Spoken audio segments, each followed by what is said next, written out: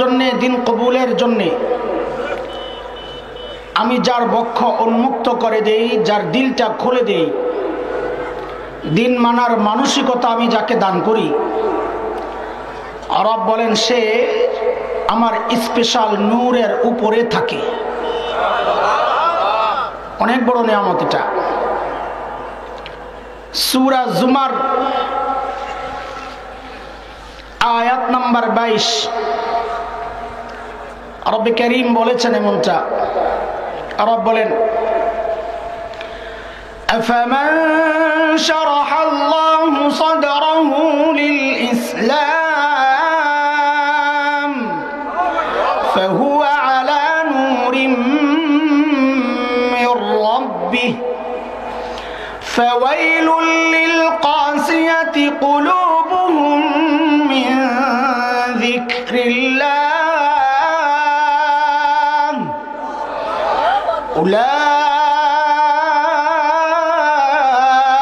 উলাইকা ফি দালালিম মুবিন।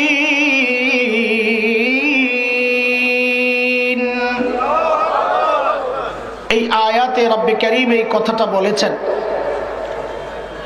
মুহতারাম হাজরিন, যে রব আমাকে আপনাকে এমন এক বড় নিয়ামতে ধন্য করলেন, শুরুতেই সেই রবের শুকরিয়া আদায় করি, জবান খুলে প্রাণ খুলে কালিমাতুশ শুকর উচ্চারণ করি, আলহামদুলিল্লাহ। আপনারা ইতিমধ্যে শুনেছেন, ঘোষক বলেছেন আমার তাফসীরের বিষয় আয়াত হচ্ছে সূরা আল আসর। কোরআনে কারীমের অন্যতম ছোট্ট সূরা, সূরা আসর। সূরাটা ছোট্ট হলেও তার বক্তব্য এত বেশি আর এত বিস্তৃত যে হযরত ইমামে শাফিঈ রাহমাতুল্লাহি আলাইহি বলেছেন, লাউ লাম ইয়ানজিল গায়রু হাযিহি সূরা লাকাফাতিন নাস লিআন্নাহা শামালাত জামিআ উলুমিল কুরআন। যে যদি আল্লাহ সুবহানাহু ওয়া তাআলা কেবলমাত্র সূরা আসর নাজিল করতেন, কোরআনের আর কিচ্ছু নাজিল না করতেন, তো সূরা আসরের বক্তব্য এত বিশাল আর বিস্তৃত যে শুধুমাত্র সূরা আসর নাজিল করলে বান্দার হিদায়াতের জন্য এই একটা সূরাই যথেষ্ট হয়ে যেত। এত দামি সূরা কেন? তিনি বলেন, লিআন্নাহা শামালাত জামিআ উলুমিল কুরআন, কারণ এই একটা সূরা কোরআনের সমস্ত জ্ঞানকে, সমস্ত বিষয়কে নিজের মধ্যে নিয়ে নিস। এত দামি সূরা। আমরা বুঝি না, অযোগ্যতার কারণে, কম জ্ঞানের কারণে বুঝি না, বুঝাতে পারি না, সেটা ভিন্ন। কিন্তু সূরা আসর এমন এক দামি সূরা, যে সূরার মধ্যে কোরআনের সকল জ্ঞান আল্লাহ তাআলা ঢুকাইয়া দিয়েছে। মুহতারাম হাজরিন, লম্বা ভূমিকায় না গিয়ে আমি ডাইরেক্ট সূরায় ঢুকে যাই। আমাদের সময়গুলো সীমিত, এই নির্দিষ্ট সময়ের মধ্যে আমাকে বিষয়টা গুছায় আনা লাগবে। আল্লাহ সুবহানাহু ওয়া তাআলা শুরুতেই কসম খেয়েছেন, ওয়াল আসর, আসরের শপথ, আসরের কসম। আসর কি এটা পড়ে আসছি, আগে শুরুতে একটা মাসআলা বুঝে। আল্লাহ তাআলা যখন কোনো বিষয় নিয়ে কসম খান আর বান্দা যখন কসম খায়, দুই কসমের মধ্যে পার্থক্য আছে। বান্দার কসমের উদ্দেশ্য হচ্ছে কসমের পরের যে বক্তব্যটা, এই বক্তব্যটাকে বিশ্বাসযোগ্য করা, এটা হচ্ছে বান্দার কসমের মাকসাদ, উদ্দেশ্য। আর আল্লাহ রাব্বুল ইজ্জাতের কসমের মাকসাদ হচ্ছে আল্লাহ যেই কসম খেয়েছেন যেই শব্দের, ওই শব্দটা গুরুত্বপূর্ণ এটা বুঝানো, ওই বিষয়টা দামি এটা বুঝানো। কারণ আল্লাহর বক্তব্য বিশ্বাসযোগ্য করার জন্যে আল্লাহ তাআলার কসমের দরকার নাই। কসম ছাড়া যে কোনো ভাবে বললেই আমরা বিশ্বাস করতে বাধ্য। তো এই জায়গায় আল্লাহ তাআলা আসরের কসম খেয়েছেন। আসরের অনেক ব্যাখ্যা মুফাসসিরিন ইকরাম করেছেন। আসর কি? আমি একটা ব্যাখ্যা দিয়ে আমার আলোচনাকে সামনের দিকে নেব, লম্বা কথার সুযোগ নাই। আসরের এক ব্যাখ্যা হচ্ছে, আসর মানে হচ্ছে সময়। তো আল্লাহ সময়ের কসম খেয়েছেন। সময়ের কসম খেয়েছেন মানে হচ্ছে সময় বড় দামি জিনিস। এই জন্য আল্লাহ সুবহানাহু ওয়া তাআলা সময়ের কসম খেয়েছেন যে সময় বড় দামি জিনিস। এই সময় দ্বারা উদ্দেশ্য হচ্ছে আমাদের হায়াত, আমাদের জীবনের যে সময়টা, এটা প্রত্যেকের জীবনের এই সময়টা বড় দামি জিনিস। কেমন দাম? বিখ্যাত মুফাসসির হযরত ইমাম রাজি রাহমাতুল্লাহ আলাইহি তিনি তার তাফসীরের কিতাবে লিখেছেন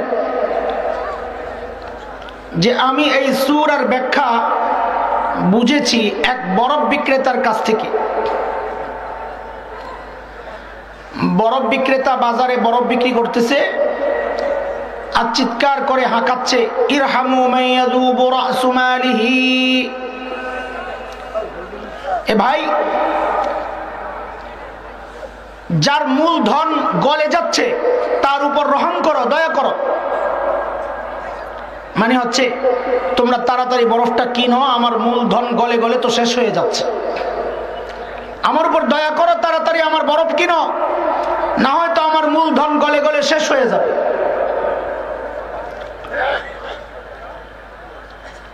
এই বরফ বিক্রেতার কাছ থেকে তারা সূরা আসরের ব্যাখ্যা বুঝেছেন যে আল্লাহ সময়ের কসম কেন খেলেন, যে সময় এরকম দামি জিনিস, প্রত্যেক মানুষের হায়াত এরকম দামি জিনিস যে যত যাচ্ছে গলে গলে মূলধন শেষ হয়ে যাচ্ছে। কিসের মূলধন এটা? এটা মূলধন হচ্ছে আমার আখিরাত কামাই করার। এই হায়াতে ব্যবসা পুঁজি খাটাবো, এই হায়াতকে ব্যবসায় খাটাবো, তো এর পরিবর্তে আল্লাহ তাআলা আমাকে আখিরাতে এর বিনিময় দিয়ে দিবেন। এটা হচ্ছে মূলধন। এই জন্য আল্লাহর হাবিব মুহাম্মাদুর রাসূলুল্লাহ সাল্লাল্লাহু আলাইহি ওয়াসাল্লাম বলেছেন, ইগতানিম খামসান ক্বাবলা খামস, হায়াতাকা ক্বাবলা মাউতিক, ওয়া শাবাবাকা ক্বাবলা হারামিক, ওয়া সিহহাতাকা ক্বাবলা সুকমিক, ওয়া গিনাকা ক্বাবলা ফাকরিক, ওয়া ফারাগাকা ক্বাবলা শুগলিক, আও কামা ক্বালা আলাইহিস সালাতু ওয়াস সালাম। আল্লাহর নবী বলেন, পাঁচ জিনিস আসার আগে আগে পাঁচ জিনিসের মূল্যায়ন করো। এক নম্বর, মৃত্যুর আগে আগে হায়াতের মূল্যায়ন করো।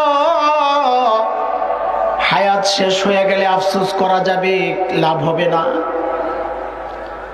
দুই নাম্বার, যৌবনের মূল্যায়ন করো বার্ধক্যের আগে আগে। তিন নাম্বার, সুস্থতার মূল্যায়ন করো অসুস্থ হওয়ার আগে আগে। চার নাম্বার, সম্পদের মূল্যায়ন করো সম্পদ চলে যাওয়ার আগে আগে। পাঁচ নাম্বার, অবসর টাইমের মূল্যায়ন করো ব্যস্ত হওয়ার আগে আগে। এটা হাদিস আল্লাহ নবীর।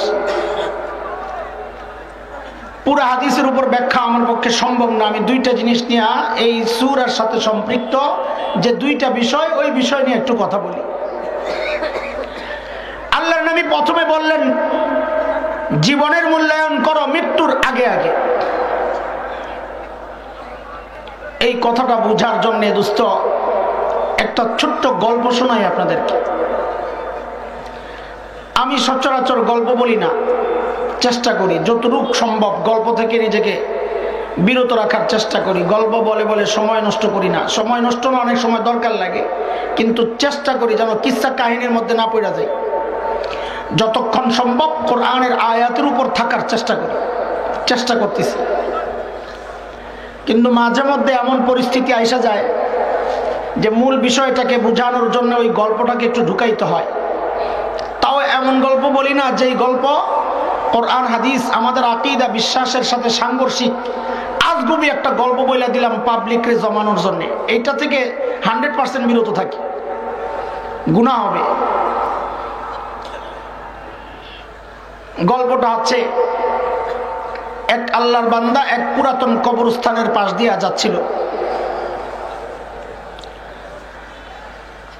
তো হঠাৎ দেখে কবরের মধ্যে একটা ছোট্ট ছিদ্র। ওই ছিদ্র দেখে তার ভিতরে কৌতূহল, যে ছিদ্র আসলো কোত্থেকে, ভিতরে কোনো শিয়াল টিয়াল ঢুকলো কিনা। তো ওই ছিদ্র দিয়া ভিতরে এসে দেখতেছে ভিতরে কি আছে। দেখে যে ভিতরে এক আল্লাহর বান্দা নামাজ পড়তেছে। এখন তার ভিতরে কৌতূহল, হায় এই লোকটা কবরের ভিতরে ঢুকলো কেমনি।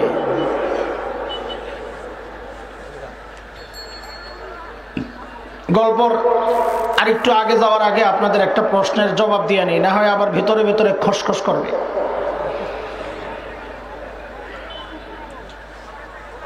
এখানে কবরওয়ালার সাথে এই ব্যক্তি কথা বলেছে। আপনার প্রথম প্রশ্ন জাগবে, মরা মানুষ আবার কথা বলে নাকি? আমি জানি এই প্রশ্ন আপনার জাগবে, এজন্য আমি আগে আগে জবাব দিয়া তারপরে গল্পে ঢুকবো, যেন আপনার ভিতরে পরে খসখস না করে। খসখসানি আগে শেষ, গল্পটা ভালো করে বুঝেন। আপনার ভিতরে খসখস করবে, মরা মানুষ আবার কথা বলে। আরে দোস্ত, আল্লাহ তাআলা চাইলে পাথর থেকেও কথা বের করতে পারেন, এটা প্রমাণিত। রাসূলের সাথে ওইরকম নির্জীব বহু জিনিস কথা বলেছে, আল্লাহ চাইলে পারেন, এটা আশ্চর্যের কিছু না। দ্বিতীয় প্রশ্ন আসবে, মরা মানুষ আবার নামাজ পড়ে নাকি কবরে? এটা তো হাদিস দ্বারাই প্রমাণিত। হাদিসে আসছে, আল আম্বিয়া ও আহিয়াউন ফি কুবুরিহিম ইউসাল্লুন, নবীরা কবরে জীবিত এবং কবরে তারা নামাজ পড়েন। তো আল্লাহ তাআলা নবীদেরকে যদি কবরে নামাজ পড়ার সুযোগ দিয়ে থাকেন, তো আল্লাহ যে কোনো একজন বান্দাকেও সেই সুযোগ দিতে পারেন কি পারেন না? সম্ভব। কাজী চমকায়া যায় নাকি আজগুবি কিচ্ছা একটা শোনাই দিল বেডাম করে না। কবরওয়ালা অবাক, পথিক অবাক, এই লোক কবরের ভিতরে ঢুকলো কেমনি। অপেক্ষা, নামাজ শেষ করবে, জিজ্ঞেস করবে, ভাই তুমি কবরের ভিতরে কেমনে ঢুকছো? কথা নাই, ঠিক আছে। ডাক দিতে গেলে আরেক ঝামেলা, ডাক দিয়েন না। তো অপেক্ষা, জিজ্ঞেস করবে। তো সালাম ফেরানোর পর ডাক দিয়ে জিজ্ঞেস করলো, ভাইরে এই কবরের ভেতরে তুমি কেমনে ঢুকলা এই ছিদ্র দিয়া? বলে, না আমি ওই ছিদ্র দিয়া ঢুকি নাই। বলে, তাহলে কেমনে ঢুকছো? বলে, অন্যান্য মৃত ব্যক্তিরা যেভাবে ঢুকে আমাকে ওইভাবেই ঢুকানো হয়েছে। তেমন কবরওয়ালা বলে, পথিক বলে, তার মানে কি তুমি মৃত মানুষ? বলে, হ্যাঁ আমি মৃত মানুষ। তো বলে, মৃত মানুষ আবার কথা বলে? মৃত মানুষ আবার নামাজ পড়ে? ওই আপনাদের প্রশ্ন, পথিক কবরওয়ালাকে জিজ্ঞেস করছে, মৃত মানুষ কি নামাজ পড়ে? কবরওয়ালা বলে, ভাই নামাজ আমার বড় প্রিয় আমল ছিল। একবার নামাজ শেষ করে বাড়ি গেলেই অস্থির হয়ে যেতাম, কখন আবার মসজিদে ফেরত আসবো, আমার রবের কুদরতি পায়ে সিজদায় লুটায়া পড়বো। আল্লাহর কাছে দোয়া করতাম, মাবুদ মৃত্যুর পর আমি আর কিচ্ছু চাই না, আমি আপনার কাছে আমার একটা আরজি, মাবুদ মৃত্যুর পর আমাকেও আপনি একটু নামাজের সুযোগ আপনি দিয়ে দিয়েন আল্লাহ। আমি আল্লাহর কাছে সব সময় এই দোয়া করতাম, আল্লাহ আমার দোয়া কবুল করেছেন, আমাকে নামাজের সুযোগ দিয়ে দিয়েছেন। পথিক জিজ্ঞেস করে, ভাইরে কত বছর ধরে নামাজ পড়তেছেন এখানে আপনি? তো বলে যে 400 বছর ধরে নামাজ পড়তেছি। আল্লাহু আকবার। এই যে আপনারা আমার এই কথাটা শুই না সুবহানাল্লাহ পড়লেন, ঠিক ওই পথিক ওই কবরওয়ালার এই বক্তব্য শুই না বললো সুবহানাল্লাহ। আরে বলেন কি, আপনি 400 বছর ধরে নামাজ পড়তেছেন, সুবহানাল্লাহ পড়ে উঠছে। পথিকের সুবহানাল্লাহ শুনে কবরওয়ালা বলতেছে, রে ভাই, আমাকে তোমার ওই সুবহানাল্লাহটা দিয়ে দাও, আর তুমি আমার 400 বছরের নামাজ পুরাটাই নিয়ে যাও। আচ্ছা বলেন, আপনারা হিসাব মিলছে? বরাবর হইছে? কারণ এই যে 400 বছর নামাজ পড়েছে, এই 400 বছরের নামাজের মধ্যে কত লক্ষ রাকাত নামাজ সে পড়েছে।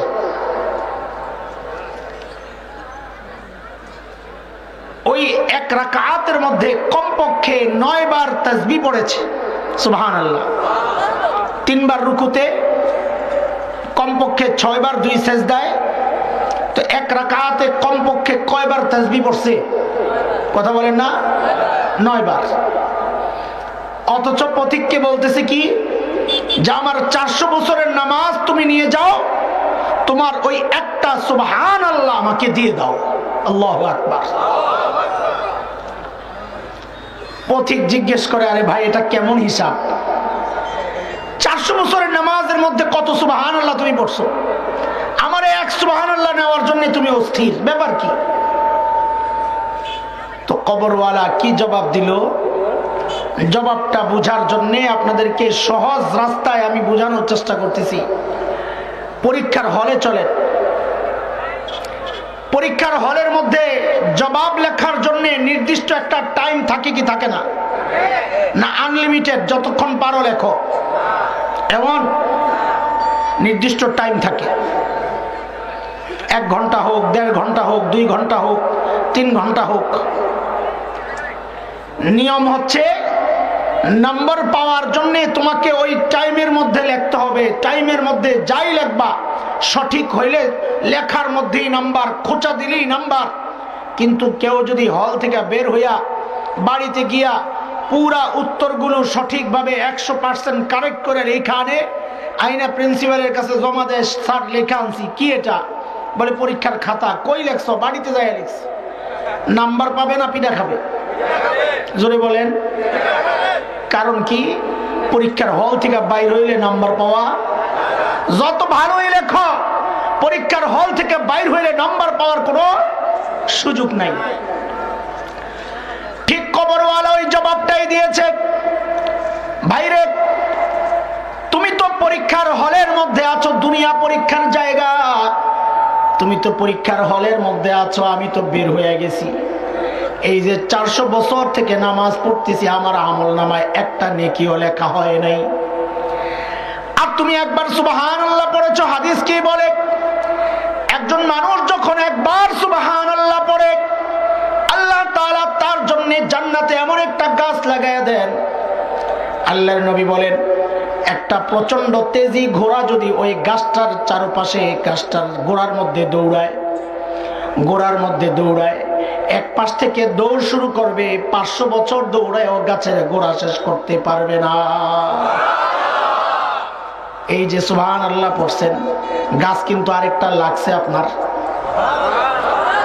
যারা পড়লো তাদের আরেকটা লাগছে, আরেকটা লেগে গেছে, লাগছে আরেকটা, আল্লাহ লাগছে আরেকটা, লেগে গেল আরেকটা, আরেকটা লাগছে, আরেকটা লাগছে, গাছ আরেকটা লাগছে, আরেকটা লাগছে, আরেকটা লাগছে, আরেকটা লাগছে, আরেকটা লাগছে, আরেকটা লাগছে। আল্লাহু আকবার। ওই কথাটাই নবী বলেছেন, ইগতানিম খামসান ক্বাবলা খামস, হায়াতাকা ক্বাবলা মাউতিক। মরার আগে আগে হায়াতের মূল্যায়ন করো। এখন যা বলবা, যা করবা, সব আল্লাহ তাআলা জান্নাতের জাযা দিয়ে দিবেন ইনশাআল্লাহ। আমরা তো বলি আল্লাহ সুবহানাল্লাহর বিনিময় দিলেই হবে। বিশাল বিশাল বাড়ি জান্নাতের, লাগবে না বলি না, দিলে আলহামদুলিল্লাহ। মঞ্জুরি নাও থাকলে যে আমল তোমার কাছে গ্রহণযোগ্য হয় নাই, মাহবুদ কোন রকম ঢুকাইয়া দিও। আমাদের বুজুর্গরা এভাবে বলতেন, আল্লাহকে আল্লাহ কিচ্ছু নেয়ামত না দাও, ঢুকাইয়া দিও। তো ঢুকা কি করবি? নিজে নিজে আবার প্রশ্ন জাগায় যে আল্লাহ যদি জিজ্ঞেস করে ঢুকে কি করবি, তো আল্লাহকে বলবো আল্লাহ তোমার নেককার বান্দাদের জুতাগুলা ঠিক করবো, আমার ওই জন্য ঢুকাইয়া দাও জান্নাত। এই জন্য মাঝে মধ্যে মসজিদ নির্মাণের প্রসঙ্গ আসলে আমি যখন বলি এই কথাগুলা, যে ভাই একটা ইট দেন, একটা ইট। আপনার সক্ষমতা নাই, সামর্থ্য নাই, একটা ইট দিয়ে দেন। কারণ আল্লাহ রসুলের ওয়াদা আসছে, মসজিদ বানাইলে আল্লাহ জান্নাতে বাড়ি বানায়। তা আমি তো মসজিদ বানাইতে পারি নাই, আমার পক্ষে তো, আমার কপালে তো বাড়িও নাই। কিন্তু ওই যে ইট একটা দিলাম, আল্লাহরে বলা যাবে আল্লাহ আমার ইট আমারে জান্নাতে ফেরত দাও। হাদিসে পড়ছি, বিশ্বাস রাখছি, আমার ইট আমাকে ফেরত দাও। তো আল্লাহ যদি জিজ্ঞেস করে তুই ইট দিয়ে কি করবি জান্নাতে, এক ইট দিয়ে কি করবি, তো জবাব দেওয়া যাবে যে আল্লাহ জান্নাতের ফুটপাতে মাথায় দিয়ে ঘুমায় থাকুন, তোমার তো কোনো সমস্যা নেই, আমার ইট আমারে দেও। বলা যাবে না রব কেমনে?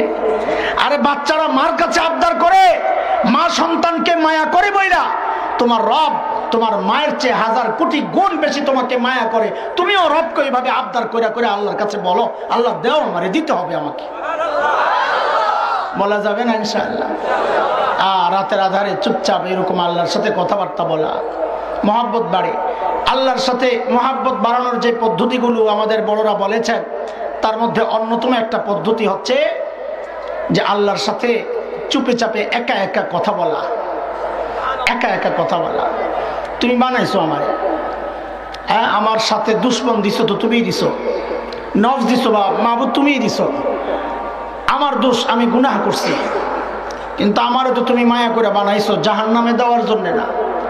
এখন আমি গুনাহ করে ফেলছি, কি করব? তো তুমি আমারে মাফ করে দাও না, তুমি তো আমারে মায়া করেই বানাইছো। মা, তুমি তো আমাকে মায়া করেই বানাইছো, তা আমি ভুল করছি আর কি, তুমি মাফ করে দাও না। তুমি মাফ করলে তো তোমার কোনো ক্ষতি হবে না, কিন্তু মাফ না করলে তো আমার বড় ক্ষতি হয়ে যাবে। মাহবুদ এইভাবে আল্লাহর সাথে কথা বলে, মাফ তো পাবেন পাবেন, মহাব্বত তৈরি হবে।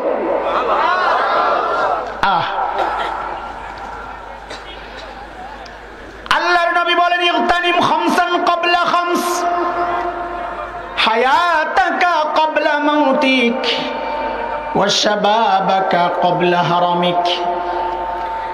এক নাম্বার, হায়াতের মূল্যায়ন করো মৃত্যুর আগে আগে। দুই নাম্বার, যৌবনের মূল্যায়ন করো বার্ধক্যের আগে আগে। এরে যুবক, এই প্রোগ্রামের আয়োজক তো যুবকরাই।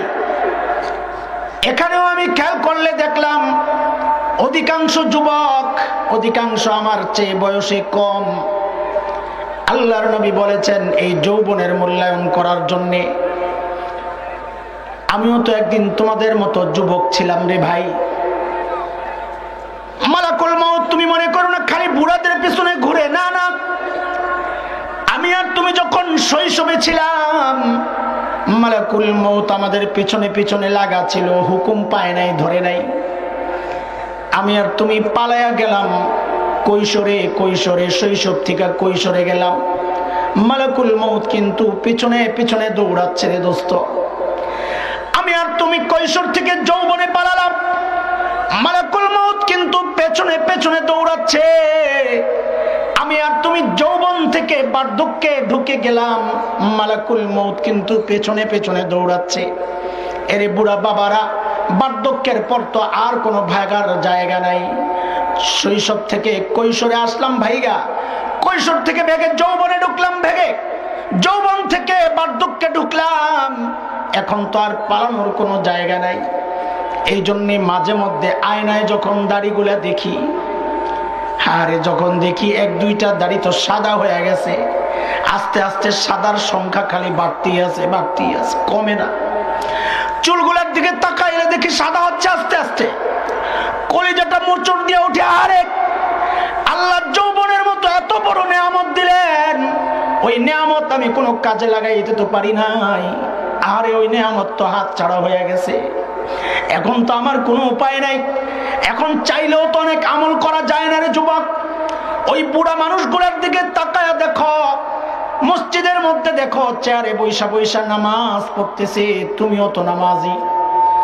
আর এই মানুষগুলা নামাজ পড়ে সেজদা দিতে পারে না, কোমরে ব্যথার টান পড়ে। অথচ আল্লাহর নবী বলেছেন, ইন্না ক্বারাবা মা ইয়াকুনুল আবদু মির রাব্বিহি ওয়া হুয়া সাজিদ। একজন মানুষ আল্লাহর সবচেয়ে নিকটে পৌঁছে যায় যখন সে সেজদায় লুটায়া পড়ে, সে আল্লাহর সবচেয়ে নিকটে পৌঁছে যায়। ওই বুড়া মানুষগুলা নামাজ তো পড়ে কিন্তু সেজদা দিতে পারে না, আর তুমি সেজদা দিতে পারো কিন্তু নামাজ পড়ো না। একদিন আফসোস করা লাগবে, আফসোস করা লাগবে যে হায় কি করলাম। কিন্তু তখন আর আফসোস করে লাভ হবে না, ফেরত আসার কোনো সুযোগ তো নাই। যৌবনে ফেরত যাওয়ার কোনো সুযোগ তো নাই, কৈশোরে ফেরত যাওয়ার কোনো সুযোগ তো নাই। ও দোস্ত, যৌবন থাকতে থাকতে যৌবনের মূল্যায়ন করো, সময়ের মূল্যায়ন করো। যুবকদের দিকে তাকাইলে বড় আফসোস লাগে। আজকের যুবক তুমি কই কই ঘুরো, কই কই ঘুরো। রব তোমাকে যৌবন দিছেন দুনিয়ায় বৈশা জান্নাত বানানোর জন্য, জান্নাত বানানোর জন্য। তুমি জান্নাত না বানাইয়া তুমি কই কই ঘুরো, তোমার সময় কাটাও। তুমি ফেসবুকের মধ্যে সময় কাটাও, ইউটিউবের মধ্যে তোমার সময় কাটে, খেলা দেখা, ক্রিকেট খেলা দেখো বসে বসে তোমার সময় কাটে, আড্ডা দাও বসে বসে সময় কাটে। আফসোস করবা। ওই বুড়াদেরকে জিজ্ঞেস করো, বুড়াদেরকে আফসোস করে, আফসোস করে কি করলাম, কি করলাম, শুয়ে শুয়ে আফসোস করে কি করলাম। অথচ তোমার সময় আছে, তোমার বয়স আছে, যেখানে যায় সময় দিলে তোমার জান্নাত তৈরি হয়ে যাইতো। ওই জায়গায় সময় না দিয়া তুমি সময় দাও বন্ধুরে, তুমি সময় দাও আড্ডায়, তুমি সময় দাও ইউটিউবে, তুমি সময় দাও ফেসবুকে, সময় দাও টেলিভিশনে, নাটক, সিনেমায়, খেলাধুলায়, কত জায়গায় তুমি আড্ডা দাও। অথচ রব এক বড় নিয়ামত রেখেছিলেন তোমার ঘরের মধ্যে, যার কাছে বসলে তোমার জান্নাত তৈরি হয়ে যাইত। কে সে? মা বাবা। কে? কে জোরে বলে না? মা বাবা। কত বড় নিয়ামত, কত বড় নিয়ামত, সুবহানাল্লাহ। একটু কমায় দুরূদ শরীফ পড়ি, আল্লাহুম্মা সাল্লি আলা মুহাম্মাদ ওয়া আলা আলি মুহাম্মাদ কামা সাল্লাইতা। বেশি কমায় না, আমি তো দুর্বল মানুষ।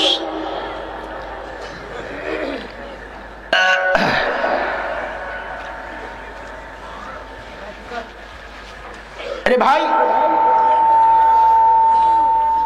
আমি তোমাদের বয়সটা পার করে আসছি খুব কাছাকাছি সময়। আমার বয়স তো বেশি না। চুল দাড়ি দেখলে অনেকে মনে করে যে অনেক বুড়া বেটা। বুড়া তো হয়েছি ঠিক, বুড়ার যে বার্ধক্যের যে সীমা ওটা তো ক্রস করছি, কিন্তু ওই ক্রসটা খুব বেশি দিন হয় নাই। 43 চলে, অনেকে মনে করে 50 ছাড়াই গেছে দাড়ি আর চুল দেখা। কারণ আমার চেয়ে বয়স বেশি, তারও এত চুল আর দাড়ি পাকে নাই। আমারগুলা পাকছে আল্লাহ পাকের ফায়সালা। আমারে তাড়াতাড়ি বুড়া বানাইয়া আমারে সোজা করবে। যৌবনের তেজ তো রাখতে পারি না, আল্লাহকে রাখ, তোর দেখাইতেছি মজা। আগে আগে বুড়া বানাইছে। তো এই জন্যে তোমাদের কষ্ট, তোমাদের সমস্যাগুলো আমি উপলব্ধি বেশি করি। কোন কোন জায়গায় তুমি ঘুরো, কোন কোন লাইনে তোমার আখিরাত তুমি বরবাদ করতেছো, আমার কাছে সব ক্লিয়ার। এই জন্য তোমাদের উদ্দেশ্যে আমার কথাগুলো বেশি। বুড়াদের জন্যও লাগবে, বুড়াদের জন্যও আছে, তোমাদের জন্য বেশি। খেয়াল করো, সময় দাও, সময়ের মূল্যায়ন করো, যৌবনের মূল্যায়ন করো, হায়াতের মূল্যায়ন করো। নিজের জান্নাত বানাও, জান্নাত বানাও, জান্নাত বানাও। কই বানাবা? রবের ইবাদতের পর সবচেয়ে সহজ জায়গা হচ্ছে মা বাবার কাছে যায়া নিজের জান্নাত বানাও। সবচেয়ে সহজ জায়গা। আজকে আমাদের কাছে অভিযোগ আসে যে সন্তানকে কত কষ্ট করে বড় করেছি। মা বাবা যখন সন্তানের সাথে একসাথে থাকেন, মা অভিযোগ করেছে, এরকম অভিযোগ আসছে যে হুজুর দরজার ফাঁকে পর্দার আড়াল দিয়ে আমি খেয়াল করি আমার সন্তান বাহির থেকে ফল টল এনেছে, এগুলোকে খাটের নিচে লুকায়া রাখে, মা যেন না দেখে। খাবারগুলো নিয়ে বউয়ের মুখে তুলে দেয়, সন্তানের মুখে তুলে দেয়। তুমি বউকে ভালোবাসো, সন্তানকে ভালোবাসো, এতে কোনো আপত্তি নাই, এটাও একটা দিন, এটাও শরীয়তের হুকুম। কিন্তু ওই মা পর্দার আড়াল থেকে দেখে দেখে তার বুকটা ফেটে যায়। আরে এটা তো আমার ওই বাচ্চা, যেই বাচ্চাকে ভালো খাবার তৈরি হইলে বাচ্চার মুখে আগে না দিয়ে আমি কোনোদিন খাই নাই, ওই বাচ্চা আমার এটা।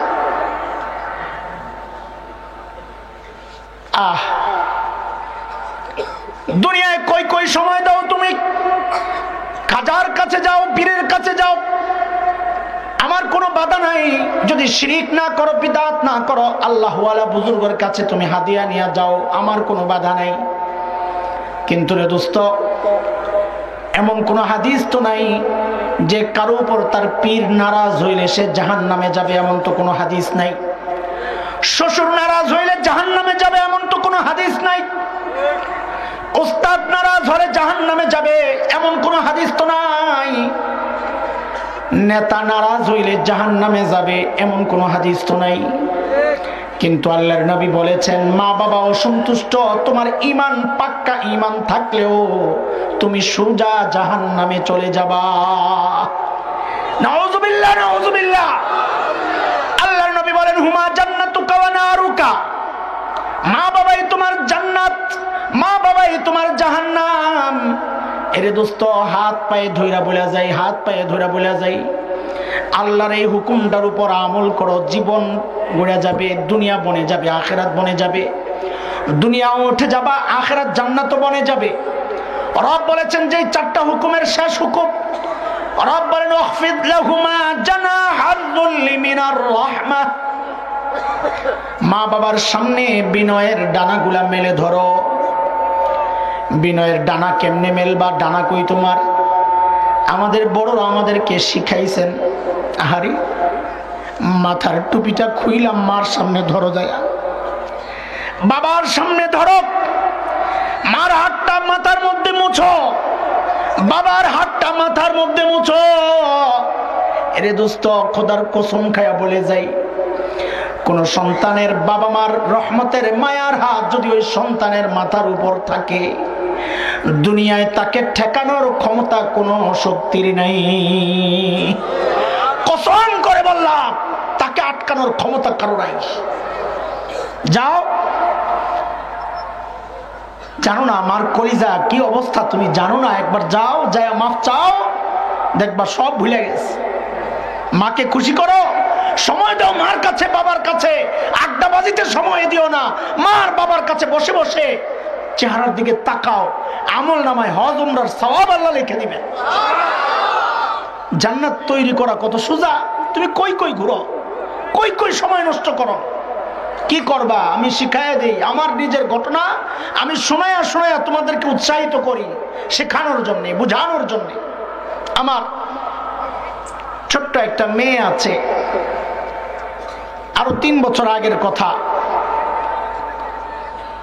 মেয়েটা, এমনি তো মেয়েরা খুব আহ্লাদি হয়, বাবার প্রতি তাদের টানটা খুব বেশি হয়, কত রকমের জমা খরচ দিয়ে যায় করে চলতে হয়। বাসায় আসার সময় তো আটকায়, যাইবা না, কই যাইবা? যদি শুনে জামালপুর টাঙ্গাইল যাব, আর এর হুশ নাই, কারণ দেরি হবে আসতে, বুঝা ফেলে। কাছাকাছি হইলে খুব খুশি, দেরিতে আসি বাসার থেকে, আবার তাড়াতাড়ি যাই, তার খুব খুশি। তো আরো 3 বছর আগের ঘটনা। তার অন্যান্য ভাই বোন তো মাদ্রাসায় চলে যায়, সকালবেলা আমি যাই ঘুমাই। আমাদের ঘুমের টাইম হলো ফজরের পর থেকে, সারা রাত সফরে থাকতে হয় বেশিরভাগ। তো তার তো খেলার কোনো সাথী নাই, অন্যান্য বাচ্চাদের সাথে মিশতেও দেই না, নষ্ট হয়ে যাবে। নিজের ভাই বোনরাও মাদ্রাসায়, সে খেলবে কার সাথে? বড় অসহায়, খালি এক রুম থেকে আরেক রুম গুড়গুড়। মাও রান্নার কাজে ব্যস্ত, নাস্তা তৈরিতে ব্যস্ত, ডিস্টার্বও করে না। তো আমার বুঝে আমার একটা নির্দিষ্ট টাইম হইলে 9টা, 9:30 বা 8টা, 8:30 এরকম বাজলে বুঝে যে ঘুম মোটামুটি হয়েছে, এখন জাগাই। তো জাগানোর পদ্ধতি হচ্ছে ওই কাপড় নিয়ে, তয়লা নিয়ে কোনা দিয়ে আমার নাকের মধ্যে ঢুকাবে, কানের মধ্যে ঢুকাবে। পোলাবেন মানুষ বুঝে না। তো একদিন যায়া নাকটা দিয়ে আমার নাকটার সাথে লাগাইয়া এরকম ঘষতেছে, ঘুম ভাঙ্গায়। ডিজিটাল পোলাপাইন তো বড় চালাক, বুঝে কোন পদ্ধতিতে ঘুম থেকে জাগাইলে বাবাও উঠবে, রাগও করবে না।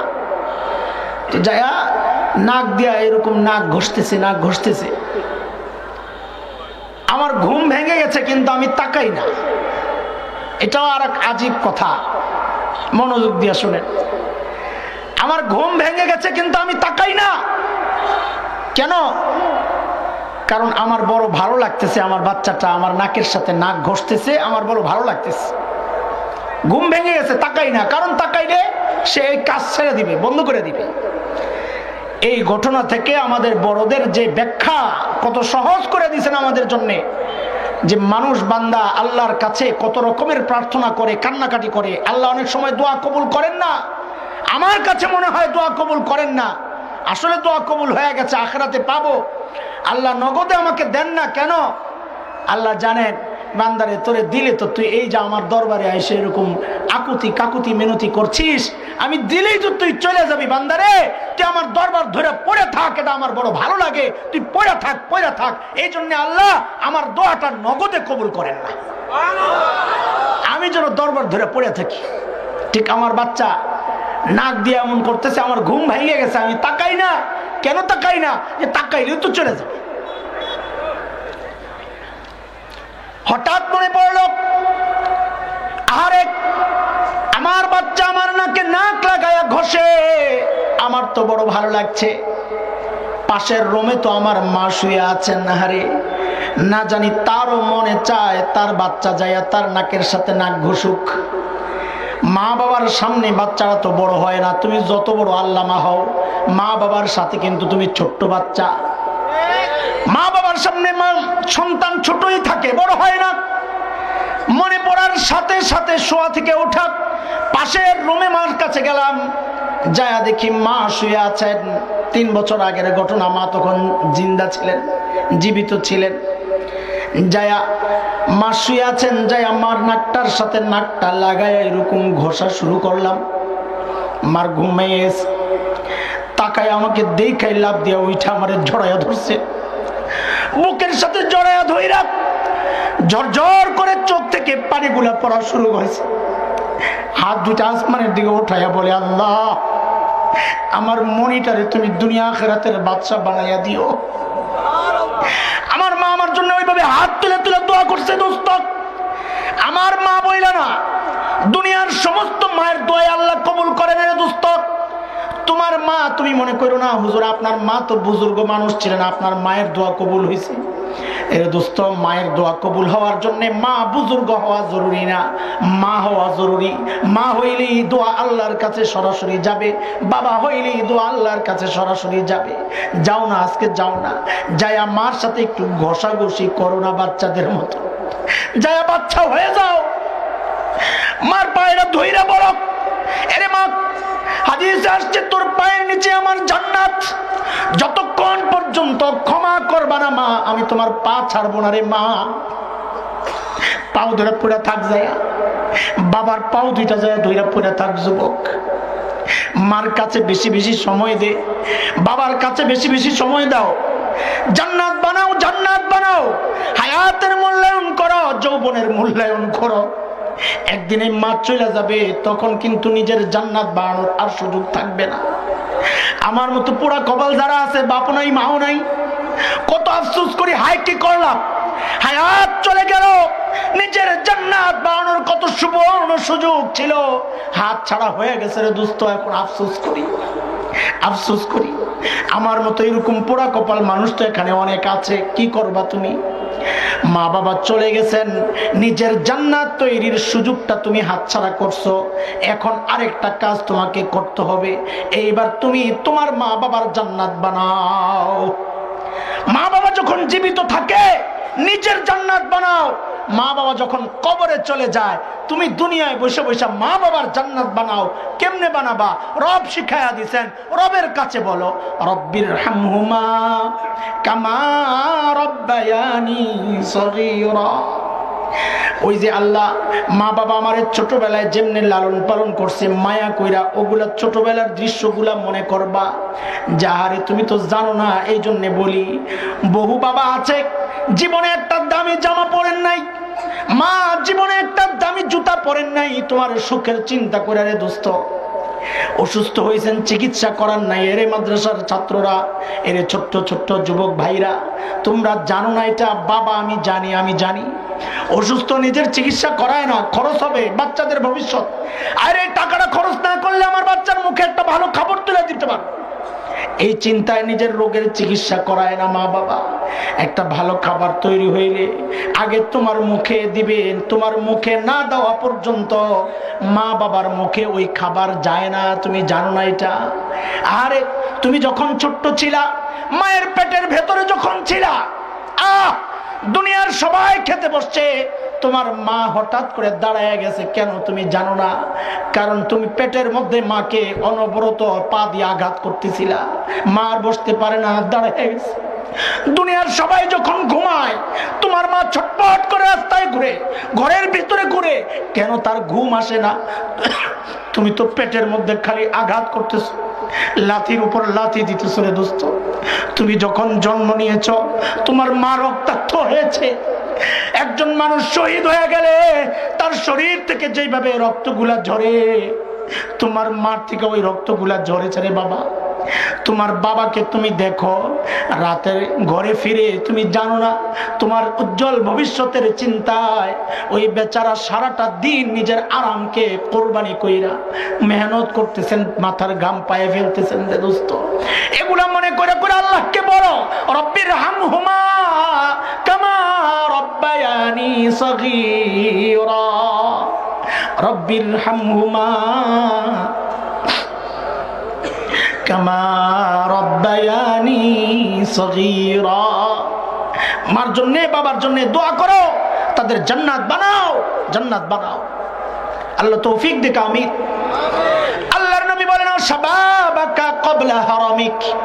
এর যুবক, যৌবনের আগে আগে, যৌবন শেষ হওয়ার আগে আগে যৌবনের মূল্যায়ন করো।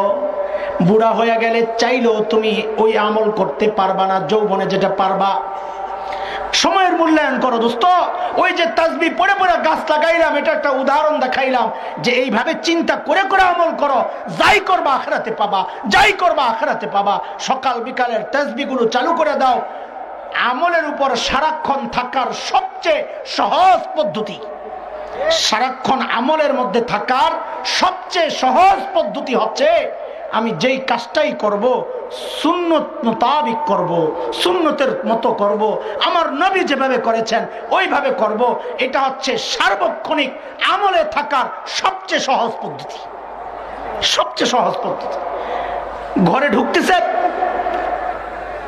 যাদের ছোট্ট ছোট্ট বাচ্চা আছে দৌড়াইয়া আসা আব্বু কয়া জড়াইয়া ধরে। আপনাদের এখানে এমন কোন মানুষ আছেন বাচ্চা দেখলে চুমু খান না, আদর করেন না? এরকম মানুষ পাষাণ কেউ আছেন নাকি? ও ভাই, আজকে থেকে চুমু খাবেন, চুমু খাবেন। খাওয়ার সময় খালি দৃষ্টিভঙ্গিটা পাল্টাবেন যে চুমু কেন খাইলাম, যা আমার নবী সাল্লাল্লাহু আলাইহি ওয়াসাল্লাম বাচ্চাদের কপালে চুমু খাইতেন, আমিও খাইলাম। আপনার বাচ্চাকে চুমুও খাওয়া হয়ে গেল, একটা সুন্নত আদায় হয়ে গেল। কঠিন খুব। আপনি বিছানায় গেলে বিছানা ঝাড়েন কিনা? আরে ঝাইরা শুন না, কথা বলে না। তো আজকে থেকে বিছানা ঝাড়বেন আর চিন্তা করবেন ঝাড়ছি কেন? কারণ হাদিসে আসছে আল্লাহ নবী সাল্লাল্লাহু আলাইহি ওয়াসাল্লাম বলেছেন, শোয়ার সময় বিছানা ঝেড়ে ঝেড়ে শো। আপনি বিছানা ঝাড়লেন, বিছানাও ঝাড়া হয়ে গেল, একটা সুন্নত আদায় হয়ে গেল। কষ্ট নাকি? খাওয়ার সময় আপনি খালি ফলো করেন নবী কেমনে খাইছে, খাওয়া হজম হবে বেশি। স্বাস্থ্যসম্মত খাবার হবে। আমার নবী ধীরে ধীরে খাইছেন, আস্তে আস্তে, তাড়াহুড়া করে খান নাই। আপনিও ধীরে ধীরে খান, এটা স্বাস্থ্যসম্মত। বিজ্ঞানীরা বলেছে কি সেটা হচ্ছে আমার পেটে যে খাবারটা যায় এটা তো একটা পাকতন্ত্র, চুলার মধ্যে পাক হচ্ছে খাবার, রান্না হচ্ছে ভিতরে, খাবারটা যাইয়া ভিতরে রান্না হয়। তো ওই রান্নার পাতিলের মধ্যে মহিলারা ভালো বুঝবে, আপনারা কি বুঝবেন, চাল যখন দেয় তখন যদি চালটা একদম ভরে একেবারে উপর পর্যন্ত ভইরা দেয় তাইলে দেখা যাবে নিচে দিয়া পুইরা গেছে, উপরে দিয়া কাঁচা রইছে, মাঝখানের কিছু ভাত হইছে। ঠিক কিনা? বুঝেন নাই? পুরাপুরি ভইরা ফেললে পাকটা সুন্দর হবে না, হবে না, কাঁচা থাকবে একদিক দিয়ে পুড়ে যাবে। ও ভাই, আমার পেটের মধ্যে ওই রকম রান্না হয়, পাক হয়। এটা যদি পুরাপুরি ভইরা চাপ পড়ে তো রান্না ভালো হবে না, বদহজম হবে। এখন আমার পুরাপুরি চাপ পড়ছে কিনা আমি কেমনে বুঝবো আমার পুরা পেট ভরছে কিনা? আমরা তো চোখ যতক্ষণ চায় ততক্ষণ খাইতেই থাকি, চোখের একটা খিদা আছে। নাইলে দেখা যায় খাবারটা খারাপ হইলে আগে আগে পেট ভরে যায়, খাবারটা ভালো হইলে পেট ভরতে চায় না, খালি ভাত লইতেই থাকে। কথা কন না? কারণ কি? ওইটা হলো চোখের খিদা। এটা কি? চোখের ক্ষুধা। রাসূলের সুন্নাহ হচ্ছে আস্তে আস্তে খাওয়া। কেন? কারণ হচ্ছে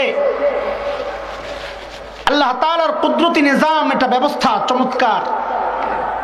পেটের মধ্যে যখন খাবার যায়, ওই আপনার শরীরের জন্য যতটুকু চাহিদা দরকার অতটুকু যাওয়ার পর পেটের ভেতর থেকে যেই পাকস্থলী আছে ওখান থেকে রগের মাধ্যমে একটা মেসেজ আসে যে আমার আর দরকার নাই। ওই মেসেজটা রগের মাধ্যমে উপরের দিকে উঠতে থাকে। গালের এই মাড়ির মধ্যে এখানে দুইটা রগ আছে, এখান থেকে পানি বের হয়, অনেক সময় ফুলে যায়, এখানে ওই রগগুলো বন্ধ হয়ে যায় ঠান্ডার কারণে, এখানে ফুলে যায়। এখানে রগ আছে, এদিক দিয়ে পানি বের হয়। ওই যে আমার আপনার সামনে তেঁতুলের আলোচনা করলে মুখটা ভিজে যায় কিনা, এই পানি কোত্থেকে আসে? ওই রগ দিয়ে বের হয়। ও দোস্ত, ওই পেটের থেকে যখন আপনার খাবারের চাহিদা শেষ, ওই উপরে একটা মেসেজ যায়, ওই রগ দিয়া পানি যেটা বের হয় আপনার রুচি বাড়ায়, আপনার খাবারকে হজম করে ওই পানি। কিন্তু যখনই আপনার পেট ভরে যায় ওই পানি বের হওয়া বন্ধ হয়, আপনার রুচি বাড়ানো বন্ধ হয়, ওই মেসেজ আইসা পড়ে যে আমার চাহিদা শেষ, তখন আর আপনার খাইতে মনে চায় না। কিন্তু এটা আস্তে আস্তে, ওই মেসেজ আস্তে আস্তে, ডাক্তাররা বলেন 15-16 মিনিট সময় লাগে।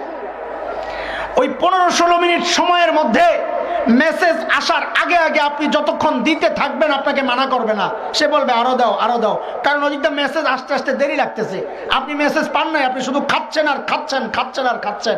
আল্লাহর নবীর সুন্নত আদায় করতে যাইয়া যদি অল্প অল্প করে ধীরে ধীরে খান তো টাইম মতো আপনি মেসেজ পাইয়া খাবার থেকে উঠে যাবেন। ওই খাবার আপনার জন্য ক্ষতির কারণ হবে না, ঠিকঠাক মতো হজম হয়ে যাবে। সুবহানাল্লাহ। আল্লাহর নবীর সুন্নত এত বরকত, দুনিয়ায়ও শান্তি, আখিরাতেও শান্তি। আল্লাহু আকবার।